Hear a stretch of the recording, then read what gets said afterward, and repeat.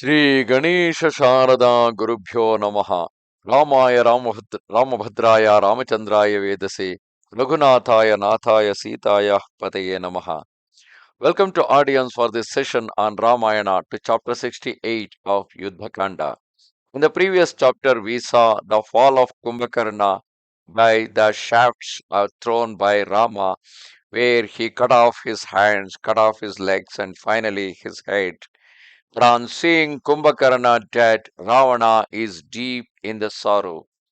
Seeing Kumbhakarna fall under the blows of exceedingly courageous Ravana, the Titans brought the tidings to their king Ravana and said, O king, the rival of Kala is dead. Having overthrown the monkey ranks and devoured the Plavagas, he for a space displayed his prowess, which has now been extinguished by Rama's unconquerable strength, and half his body lies submerged in the vast ocean. Streaming with blood, his nose and ears severed, his head obstructing Lanka's gateway, he who resembled a mountain, Kumbhakarna, your brother, struck down by Kakusta's arrow. Is now but a naked and mutilated corpse, like unto a tree consumed by fire. Hearing this report of the mighty Kumbhakarna's death on the battlefield, Ravana, overwhelmed with distress, swooned away. He learning that their paternal uncle had been slain, that is, sons of Ravana, Devantaka, Narantaka, Trishiras, and Atikaya, were prey to grief, groaned aloud, and and Mahaparshva, on hearing that their brother had perished under the blows of Rama of imperishable exploits, were seized with anguish.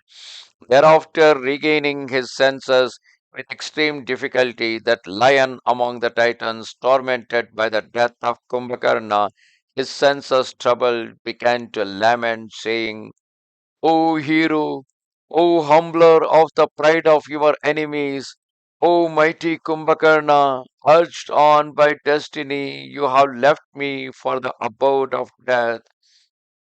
You go where have you deserted me without having extracted that thorn from my side or from the side of my kinsfolk? O you powerful warrior, destroyer of hostile ranks, from henceforth I no longer exist, since I have lost my right arm, the support that delivered me from the fear of gods and asuras.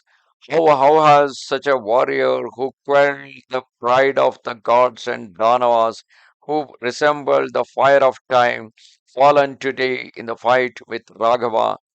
How has Rama been able with a single arrow to stretch you on the ground? You whom the descent of the thunderbolt could not overwhelm. Seeing you succumb in combat, the hosts of the gods standing in the heavens with rishis emit shouts of joy. Assuredly, this very day, the Plavangamas, making use of a favorable occasion, will scale the gates and fortifications of Lanka on every side, which heretofore were impregnable. I have no further need for a kingdom. What shall I do with Sita? Bereft of Kumbhakarna, I no longer wish to live, since I am unable to kill Raghava, the slayer of my brother, in combat. Would it not be better to die, for life is empty to me? Today I shall go where my brother has gone. Nay, far from my brother, I cannot live for an instant. Witnessing my plight, the gods who were formerly wronged by me will certainly mock me. O Kumbhakarna, now that you are dead, how shall I vanquish Indra, Vibhishana's prudent speech, that great soul whom I disregarded in my blindness has finally proved true. The cruel end of Kumbhakarna and Prahastha has justified the words of Vibhishana. This is the disastrous consequence of the deed of mine, the banishment of the virtuous and fortunate Vibhishana. Such were the many burning lamentations to which the ten-necked Ravana gave voice in the anguish of his soul on account of Kumbhakarna, his younger brother, the enemy of Indra, and knowing him to have perished in combat, he swooned away. Thus come to the end, chapter 68 of Yuddha Kanda in Ramayana.